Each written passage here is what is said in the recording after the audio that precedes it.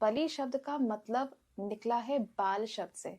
इतनी सुंदर आपने डेफिनेशन दी जी, है। जिन जिन स्थानों में स्पेशली की जा रही है बलि, वो एक काल चक्र को मेंटेन करना चाहते हैं। तो अब क्या होता है जब आप एक बलि देते हैं और एक हेड ऑफर करते हैं, आप ये बताइए परमात्मा को बार बार अतिचारी क्यों होना पड़ रहा है? तो आदि शंकराचार्य जी ने बहुत जगह पे, यहाँ तक कि महाकाल में उनकी जर्नी रही है जहाँ पे भैरव के लिए बलि दी जाती थी, वो भी बंद हुई। लैक ऑफ नॉलेज, ज्ञान इज द प्रॉब्लम, कि हम बलि को गलत नहीं कह रहे हैं। The way this is followed should be question. यहाँ से हमें एक्चुअली ये मैसेज जुड़ा हुआ है स्टोरी से। उस मुंड में आपने जो कर्म किया, जो कर्म आपको बियर करने पड़े, दोनों, उससे आपका अगला मुंड प्रभावित होता है। जो मोस्ट ऑफ द टाइम बलि है वो एक रैम हेड की चढ़ाई जाती है, जो पशु बलि जहाँ पे चढ़ रही हैं, वो एरीज का सिंबलिज्म है। और एरीज क्या है? एक योनि की राशि है, विच रिप्रेजेंट्स दैट आपका बर्थ हो रहा है from the womb of the mother. माँ कामाख्या का womb is the womb of Mahakali. इसलिए कई मंदिरों में अब बलि की जगह की नारियल और नींबू चढ़ाए जाते हैं। तो इसका क्या अर्थ है, क्या अभिप्राय है इनको चढ़ाने के पीछे? ओम शिव काली। मैं डॉक्टर नैना चंद्रा। मैं कीर्ति दीवान। स्वागत है आप सबका हमारे आज के न्यू चैप्टर में। आज का विषय बहुत ही संवेदनशील है। ये एक ऐसा विषय है जिसकी बात करते ही लोगों के बीच में डिबेट शुरू हो जाती है। पर यहाँ पर समझना ज़रूरी है कि हमारी सोच क्या कहती है और हमारी परंपराएं क्या कहती हैं। हमारे आज का विषय है बलि। मैम, बलि शब्द का वास्तव में क्या अर्थ है, आप बताएं।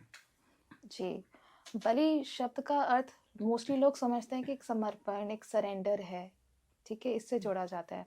अभी मैं आपको बता दूं कि ये सही है गलत है, इसको हम एंड में जी जानेंगे, बिल्कुल। क्योंकि पहले हम समझेंगे ये पूरा प्रोसेस कैसा है, क्या है। तो बलि शब्द का मतलब निकला है बाल शब्द से। सरेंडर वर्ड क्यों जोड़ा गया बाल शब्द से? बाल मतलब होता है वो चीज जो कि चाइल्ड लाइक है। चाइल्ड का मतलब होता है प्योरिटी, ब्रह्म विद्या, ब्राह्मण। क्योंकि जब हमने समझा था लास्ट चैप्टर में कि दैट ब्रह्म विद्या का मतलब है कि द पॉइंट ऑफ क्रिएशन, ब्राह्मण, जहाँ से आपका क्रिएशन हो रहा है। और जहाँ पे क्रिएशन होता है वहाँ पे हमेशा चाइल्ड लाइक चीजें होती है, क्योंकि बच्चे का जन्म होता है ना। क्रिएशन हमेशा आपके बाल रूप में होगा। बाल रूप से बनी है बलि, विच मीन्स प्योरिटी। तो बलि का मीनिंग है प्योरिटी, और बलि का मतलब है ब्रह्म विद्या, ब्राह्मण में आना। लेकिन इसको जोड़ते हम ब्राह्मण विद्या में नहीं है, क्योंकि ब्राह्मण विद्या एक सात्विक विद्या है जी। इसको तंत्र में लिया जाता है। जस्ट टू एक्सप्लेन कि बलि का मतलब एक्चुअली में होता क्या है। अभी आप ये सोचिए कि अभी आपको नहीं पता है कि बलि का मतलब होता है कि किसी के सीव के हेड को काट के, जानवर पशु बलि को काट के, या इंसान के हेड को काट के चढ़ावे में देना। अभी आप उसको भूल जाइए, बलि शब्द को समझिए। बलि का मतलब है प्योरिटी। आप जब प्योर होते हैं तब आप सरेंडर कर पाते हैं, या आप सरेंडर करते हैं तब आप प्योरिटी में स्टेप कर पाते हैं। बाल रूप, आप अपने चाइल्ड लाइक, अपने ब्राह्मण से मिलते हैं। आपकी आत्मन आपके ब्राह्मण से मर्ज हो जाती है। बाल शब्द जो है वो कितने कितने किस किस जगहों पे जुड़ता है। आप देखिए, बाला त्रिपुर सुंदरी जी। जो कि रिप्रेजेंट करते हैं माँ कामाख्या से जो जन्मती हैं, वो है बाला त्रिपुर सुंदरी। और माँ कामाख्या क्या है? शी इज अ योनि of Mahakali. Mahakali, the ultimate para Brahman, the one from whom the unmanifested universe comes into the manifestation as Kali, Kamakhya उस चीज को जन्म देती हैं। और वो क्या होती हैं? वो होती हैं बाल त्रिपुर सुंदरी। बाल शब्द जुड़ा हुआ है इसी के साथ। और भी जगहों पे जाए तो बालाजी, जिनको हनुमान जी का छोटा रूप स्वरूप का, माना हाँ, जाता है। जी। तो वो भी क्या है? बालाजी भी रिप्रेजेंट करते हैं द सोर्स पॉइंट, जहां से आपके नींव में जब प्रॉब्लम होती है, आपके क्रिएशन पे जब प्रॉब्लम होती है, आपके मूल पे जब प्रॉब्लम होती है, वो बालाजी रिप्रेजेंट करते हैं। यही चीज कृष्ण में भी होती है, जिनको हम बाल गोपाल कहते हैं। कृष्णा तंत्र में भी किया जाता है। तो बाला तंत्रा भी कह सकते हैं, या फिर अभी तो मैं इसको एक सात्विक वे में बता रही हूँ। तो कृष्णा में आप जाएंगे, वैष्णव में जाएंगे, तो कृष्णा में ये चीज आती है कि that Bal Gopal represents that बलि मीनिंग। बलि का मैम इतनी सुंदर आपने डेफिनेशन दी जी, है, लेकिन वास्तव में लोगों ने उसे किस तरह से बदल दिया है। बहुत, उसे परंपराओं के साथ, मान्यताओं के साथ जोड़कर बिल्कुल। उसे पशु बलि का रूप दे दिया है, या जिसे हम कहते हैं समर्पण है हमारी तरफ से, जी, क्योंकि हमारे शास्त्र में यही कहते हैं समर्पण, अपने समर्पण। ईश्वर को, उसकी भक्ति को पाने के लिए समर्पण करें। लेकिन उसके लिए आप हम जो रास्ता चुनते हैं पशु बलि का, जो बहुत जगह होता भी है, आज भी किया जाता है। आज भी किया जा रहा है जी। बहुत जगह, तो आपके हिसाब आप क्या कहेंगे उसे? जो आज के डेट में कुछ मैं मेंशन नहीं करूँगी, बट जिन-जिन स्थानों में स्पेशली शक्ति के जो स्थान हैं, भैरव के स्थानों पे की जा रही है बलि, पशु बलि मेनली जो चल रही है, उसका मतलब है कि वो एक काल चक्र को मेंटेन करना चाहते हैं, ठीक है? अभी मैं गलत और सही पे नहीं आ रही हूँ, ठीक है? लेकिन काल चक्र को आप खुद गतिमान कर रहे हैं या वो ऑलरेडी गति में है, इसका समझ खो गई है, ठीक है? काल चक्र को हम नहीं चला रहे, काल चक्र अपने आप से चल रहा है। हम उस काल चक्र के पार्ट हैं। एक्चुअली उसी का फंक्शन बलि है। तो just because of the lack of that depth of knowledge, या आई शुड से नॉलेज भी अगर है, तो आप उसको उस परसेप्शन से, उस परा के परसेप्शन से, परा विद्या के परसेप्शन से समझ नहीं पा रहे हैं। इस वजह से आप सोच रहे हैं कि दैट बलि आप दे रहे हैं तो आप कुछ नहीं कर रहे हैं, आप एक प्राकृतिक प्रोसेस ही कर रहे हैं, आप उसमें गलत नहीं कर रहे हैं, या आप कुछ सही गलत नहीं कर रहे हैं। You are just doing the your duty जो आपको करना है, जो लोग देते हैं। बाकी बलि का करना ये बहुत सारे चीज़ों के लिए भी किया जाता है। जी। तंत्र में मोस्टली ये कामनाओं को सिद्ध करने के लिए किया जाता है, आपको सिद्धि प्राप्त करने के लिए किया जाता है, आपके अंदर कुछ स्पेशल पावर्स आ जाए इसके लिए भी किया जाता है। बहुत चीज़ों के लिए बलि की जाती है। जैसे मैम आदि शंकराचार्य जी बिल्कुल भी इसके अगेंस्ट थे हाँ बलि जी, के। वो यही कहते थे कि भगवान को खुश करने के लिए किसी की बलि देने की जरूरत नहीं है। अगर बिल्कुल, आपको किसी पशु को मारना है तो अपने अंदर के उस पशु तत्व को मारिए।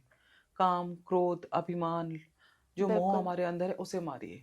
एक्चुअली में जो हम बात करें ना बलि, जो हम प्योरिटी की बात करें, तो जब आप प्योरिटी में स्टेप करते हैं तो आप अपने अंदर के ही उस पशु पशु एक्चुअली गलत नहीं है। पशु का यहाँ पे मतलब है कि that you are coming into bhakti bhav, आपके अंदर मलिनता खत्म हो रही है, आपके अंदर इग्नोरेंस, ईगो, ये सब चीजें खत्म हो रही है। बलि का मीनिंग ये होता है। और जो जैसा आपने कहा आदि शंकराचार्य का, बिल्कुल मैं खुद ही आदि शंकराचार्य की टीचिंग्स फॉलो करती हूँ और पढ़ाती हूँ। तो आदि शंकराचार्य जी ने बहुत जगह पे, यहाँ तक कि महाकाल में उनकी जर्नी रही है, जहाँ पे भैरव के लिए बलि दी जाती थी, वो भी बंद हुई। नॉर्थ ईस्ट में मैं इसमें कोई भी अभी कोई भी जजमेंट्स पास नहीं करूंगी कि कामाख्या में अभी होती है नहीं होती है, वहां तक भी आदि शंकराचार्य ने बंद करवाई थी। बट जो भी आज हो रहा है, अभी गलत और सही को ना करते हुए ये कहेंगे कि आदि शंकराचार्य यही बताना चाहते थे वो अपने जीवन में, कि जो आप बलि का कॉन्सेप्ट कह रहे हैं, बलि गलत नहीं है, बलि शब्द गलत नहीं है, लेकिन इसको जिस तरह से हम प्रैक्टिस कर रहे हैं वो तरीका गलत है। बलि तो एक्चुअली में मीन्स द प्योरिटी, जो कि आप ब्रह्म विद्या से पा सकते हैं, जो कि आप अद्वैत वेदांता से बहुत खूबसूरती से पा सकते हैं। It's a procedure of your atman to merge into Parabrahman, to merge yes, into Brahman. इसलिए उन्होंने पशु बलि के बदले हम नारियल, नींबू, इन चीजों का, अनाज का जी, त्याग करने के लिए बोला था। देखिए आप प्रकृति की कोई भी चीज यूज करते हैं, नींबू क्या, कोई भी चीज में क्या जीवन नहीं होता? हर चीज में प्रकृति के जीवन होता है। एक नींबू के अंदर भी जीवन होता है, एक नारियल के अंदर भी जीवन होता है, हम उसको भी तो यूज करते ही हैं। बिल्कुल। हम एक सब्जी भी खाते हैं, हम वेजिटेबल्स भी खाते हैं, उसके अंदर भी तो जीवन है, एक पौधे का पार्ट ही तो है वो, हम उसको ले लेते हैं कट करके, हम उसको पकाते हैं, खाते हैं। तो आप प्रकृति का नियम तो बिल्कुल है कि कोई किसी चीज को मार रहा है, खत्म कर रहा है, फिर उसको कंज्यूम कर रहा है, ये एक साइकिल तो है। लेकिन आप ये सोचिए कि किसी को आप एक जीते जागते जानवर को पेन दे करके उस प्रोसीजर को यहाँ पे जस्टिफाई कीजिए, मुझे थोड़ा सा यहाँ पे क्वेश्चनेबल लगता है ये चीज। मैम बहुत जगह बलि को माँ काली से और भैरव जी से जोड़ के देखा जी, जाता है। क्यों काली और भैरव जी के मार्ग में ये बलि का कॉन्सेप्ट है, तंत्र वाला, जिसको हम कहते हैं the proper cutting of the head, आप किसी पशु बलि दे रहे हैं। क्योंकि आप देखिए जो माँ काली हैं वो भी सीवियर्ड हेड की माला पहनती हैं, तो लोग कहते हैं कि जब वो सीवियर हेड की माला पहनती तो तभी तो वो बलि लेती हैं। जी। बट आप इसका अदर राउंड नहीं समझ रहे हैं, आप इसको बहुत ही, ये इसी को कहते हैं अपरा विद्या और अविद्या। ये एक्चुअली अपरा भी नहीं है, ये अविद्या ही है पूरी की पूरी। जब आप पराविद्या के नजरों से इसको देखेंगे तो आप समझेंगे कि दैट जो माँ काली सारे सीवियो हेड की माला पहनती, 50 सीवियो हेड्स या 51 दोनों माने जाते हैं, 51 इन द केस बिकॉज 51 शक्तिपीठ है और 50 is the most accurate number, वैसे दोनों सही है। वो रिप्रेजेंट करती हैं कि जो काल के चक्र चल रहे हैं, वो एक एक हेड उस चक्र का जोन है, मतलब जो काल के चक्र का जोन है।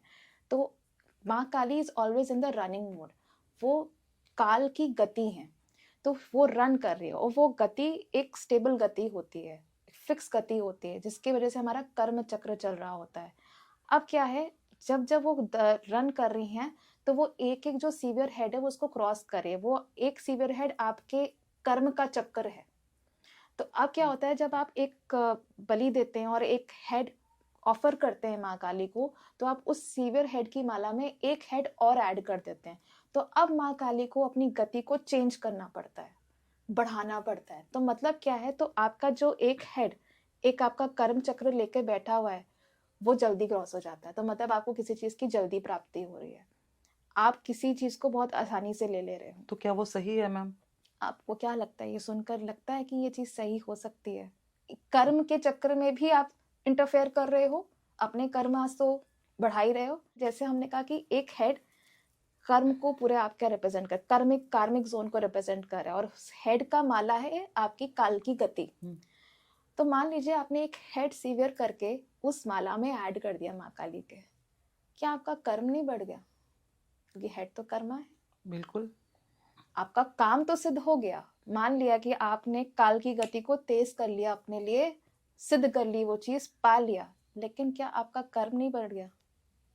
आपका एक बर्थ बढ़ गया, या कितने बर्थ बढ़ गए जो कार्मिक चक्र में आप फंस जाते हो। मतलब आप, जो हम कहते हैं ब्रह्म विद्या, मतलब री इनकारनेटिंग प्रोसेस, जो कि कर्म से ही बनती है, आप उसमें फंस जाते हो। वही जो हमने लास्ट चैप्टर में समझा था कि वो एम हो रहा है बट वो आगे क्रॉस हो जाता है, which means you will not be able to release yourself from that. आप उसी में बंधे रहोगे, और उस बंधे में वही आप बार बार पेन से गुजरोगे। तो मैम हम कह सकते हैं कि तंत्र में भी हम, या तंत्र की पूजा को भी हम बिना बलि के कर सकते हैं।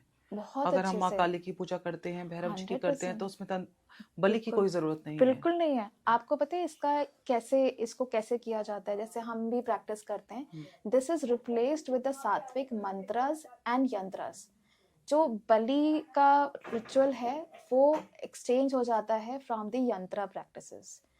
यंत्रा is such a powerful design, जो कि आपका एग्जैक्टली वही स्वरूप है जो कि डिवाइन का स्वरूप है, यंत्रा प्रैक्टिसेस। और मंत्रा तो आपकी शक्ति होती है। ये दो मिलकर के आप सात्विक तंत्र करते हो, या आप कह दीजिए इसको सात्विक तंत्र, या फिर मैं इसको मानती हूँ अद्वैता में ही आप प्रैक्टिस करते हो। Mantra and yantra unites and that elevates you to touch the Brahman. क्योंकि मैम ये एक ऐसा टॉपिक है जिसमें बहुत सारे लोग हमें गलत बोलेंगे, बहुत सारे लोग हमें हाँ सही जी, बोलेंगे, ये सबकी बिल्कुल अपनी सोच है। बिल्कुल। मैंने तभी कहा कि मैं जजमेंटल नहीं होंगी किसी के ऊपर। मैं नहीं कह रही कि आप सही कर रहे हो, आप गलत कर रहे हो, क्योंकि मैं मानती हूँ कि कोई अगर कर भी रहा है ना ये चीज, तो डेफिनेटली उसका कोई कार्मिक चक्र होगा, इसी वजह जी। से वो इस चीज में आया है।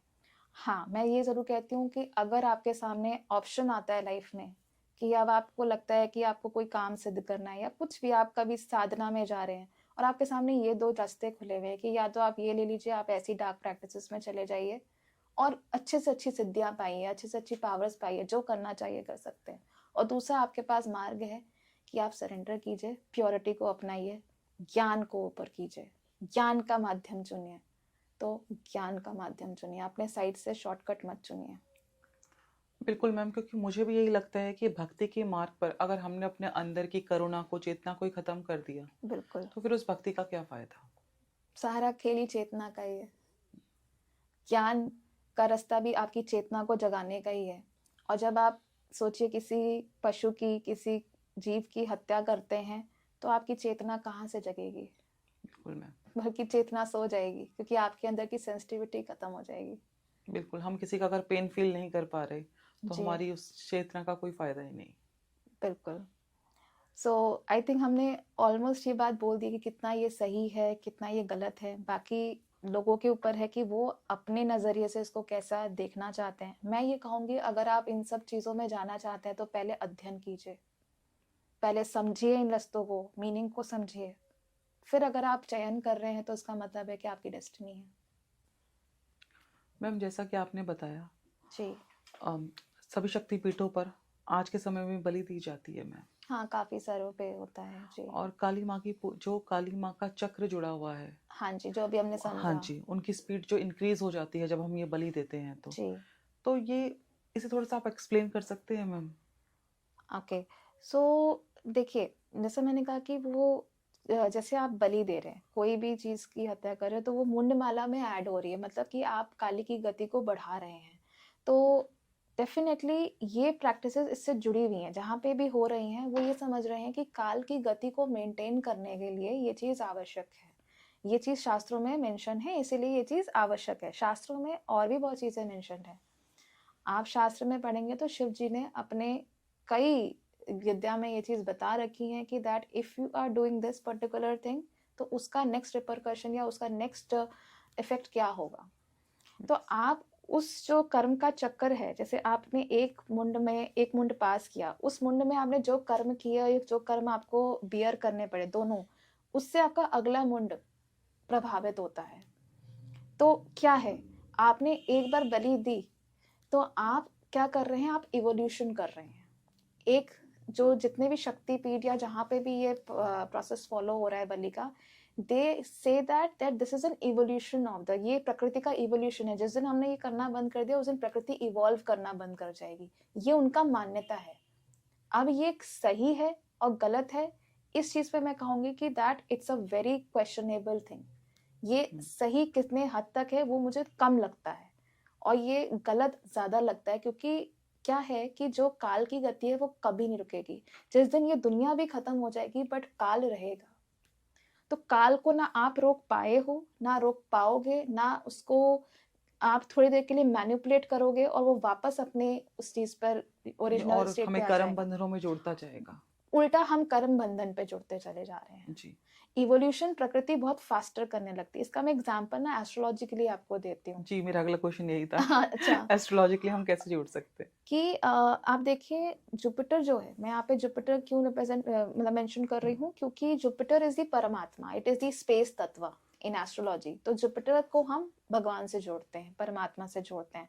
और जुपिटर जो है आफ्टर सम पीरियड्स अतिचारी हो जाता है, जैसे कि अभी भी हुआ है और 2032 तक रहेगा। आप ये बताइए, परमात्मा को बार बार अतिचारी क्यों होना पड़ रहा है? ये क्यों लॉ बना हुआ है? होगा ही होगा, वो तो आज अभी 32 में हुआ है, कुछ टाइम बाद फिर होएगा, कुछ सालों बाद। क्यों? इसीलिए क्योंकि जितना ये प्रकृति इवॉल्व कर रही है और जितने भी ये कर्म मुंड माला दे करके हम क्रिएट करे जा रहे हैं, परमात्मा को ये कवर करना पड़ता है बार बार। और जब जुपिटर अभी अतिचारी होता है, सडन इवेंट्स होते हैं। और जो हम देख बिल्कुल। रहे हैं 2025 से हमें कैसे सडन इवेंट्स दिख रहे हैं। तो क्या आपकी बलि इस चीज को रोक पाएगी? True. मुझे इसका आंसर कोई कर दे कि क्या आपकी बलि की प्रैक्टिसेस इन पीठों पे इस चीजों को रोक सकती है?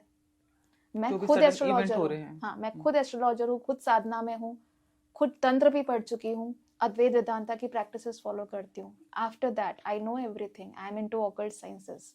बट देन आई आस्क, जो लोग इस चीज को सही कह रहे हैं, कि क्या आप की ये बलि जुपिटर का अतिचारी रोक लेगी? परमात्मा की चाल को रोक लेगी? नहीं रोक पाएगी, मैं आपको गारंटी दे रही हूँ। और जब वो परमात्मा महाकाल इस चीज को कवर करेगा, तब आपके कर्मों के ये जो बलि आपने दी और जितने हेड्स आपने माँ काली के या भैरव जी के अंदर ऐड कर दिए, वो सब चीजों का हिसाब करेगा। प्रकृति उसको चुकाएगी। और प्रकृति में क्या होएगा? एक्सीडेंट्स होंगे, इंसिडेंसेस होंगे। इसलिए मैं कह रही हूँ कि लैक ऑफ नॉलेज, ज्ञान इज द प्रॉब्लम। कि हम बलि को गलत नहीं कह रहे हैं, हम बलि को जिस तरह से प्रैक्टिस किया जा रहा है उसको गलत कह रहे हैं। समझिए इस चीज को। जी मैम, इसी के साथ मैम हमारे साथ हैं साहिल भैया, वो आपसे क्वेश्चन पूछना चाहते हैं बलि के ऊपर ही। हाँ जी, साहिल भैया प्लीज। जैसे कि मैम मैं ईस्ट साइड गया था इंडिया में, हाँ जी, तो मैंने वहाँ देखा कि कहीं जगह जी। फिश को भोग लगाते हैं माता को। हाँ, फिश का तो भोग उसके लगता वो है। क्यों लगाते हैं? अच्छा, ये भी इसी से एक्चुअली जुड़ा हुआ है, फिश का भी भोग लगता है। अच्छा, फिशेस पे जाएंगे तो मैं इसको एस्ट्रोलॉजिकली बताती हूँ। फिश स्पाइसेस में होती है, राइट? अभी हमने लास्ट चैप्टर में पढ़ा भी था कि spices is the sign of para Brahman, जहाँ पे डुअलिटी खत्म होती है और आप नॉन डुअल होते हैं। मोक्ष स्थान इसलिए यहाँ पे बना है। तो वो मानते हैं कि फिश का भोग मतलब कि आप मोक्ष के करीब जा रहे हो। लेकिन अगेन मेरा यही क्वेश्चन है, Pisces is ruled by which planet? Guru. Jupiter. Yes. और वहां पे कौन कारक है 12वें स्थान का? शनि। तो क्या आप फिर से वो भोग लगा करके मोक्ष पालोगे? अभी भी मेरा यही क्वेश्चन है। मैं स्टिल इस चीज को रिसर्च कर रही हूँ, और मैं फिर भी जो भी मैंने यहाँ पे आपको आंसर्स दिए हैं वो एक बहुत ही समझे हुए आंसर्स है, इसमें कोई भी अंधविश्वास नहीं है। मैंने अभी तक ये भी नहीं कहा कि बलि गलत है, बट मैंने तरीके को गलत कहा है कि that the way this is followed should be questioned, बस। वो मैम लास्ट चैप्टर में हमने बात करी थी, जब हम राशियों की बात करते एरीज जी। राशि की, हाँ तो हमने जी, वहाँ बात करी थी कि रैम का सर राम का सर होता जी, है, बिल्कुल। सिंबलिज्म। हाँ बलि के रूप में चढ़ाया जाता है। जी, राइट। तो उसके पीछे एक स्टोरी आप जो आपने हाँ, कहा था, आप बलि वाले दक्ष चैप्टर में बताएंगे। दक्ष से रिलेटेड जी। स्टोरी है। हाँ जी। हाँ, यहाँ से हमें एक एक्चुअली ये मैसेज जुड़ा हुआ है इस स्टोरी से, कि जो मोस्ट ऑफ द टाइम बलि है वो एक रैम हेड की चढ़ाई जाती है, जो पशु बलि जहाँ पे चढ़ रही हैं, तो वो एरीज का सिंबलिज्म है। और एरीज क्या है? एक योनि की राशि है। योनि उसका एक और सिंबलिज्म है, विच रिप्रेजेंट्स दैट आपका बर्थ हो रहा है from the womb of the mother. और वूम किसका है? माँ कामाख्या का है। माँ कामाख्या का womb is the womb of Mahakali, तो इसीलिए काली से जुड़ी हुई है। अब हम वापस जाते हैं कि हुआ क्या था सती और दक्ष वाली स्टोरी में। वो ये हुआ था कि जब सती जी ने आत्मदेह किया था, आत्मदेह करने के बाद जब महादेव जी उनको लेके चल रहे थे, और जब उनके 51 भाग कर दिए थे विष्णु जी ने, इसी बीच में भैरव के रूप वीरभद्र ने जाकर के दक्ष का सिर काट दिया था। ठीक है, उसके बाद 51 पीठ स्थापित हुए।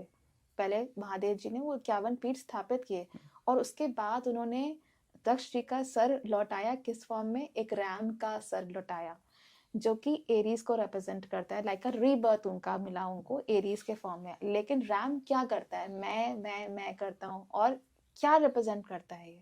कि दैट उसके अंदर जो एरोगेंस था, जो मैं का तत्व बहुत बढ़ गया था, अहंकार जो बढ़ गया था, अब उन्होंने इसी चीज को लर्न करने के लिए उनको एक रैम का हेड दिया, जो कि एरीज है। आप मैं से ही बने हो, आपके अंदर मैं तत्व होता है, तभी आप एरीज में जन्म लेते हो।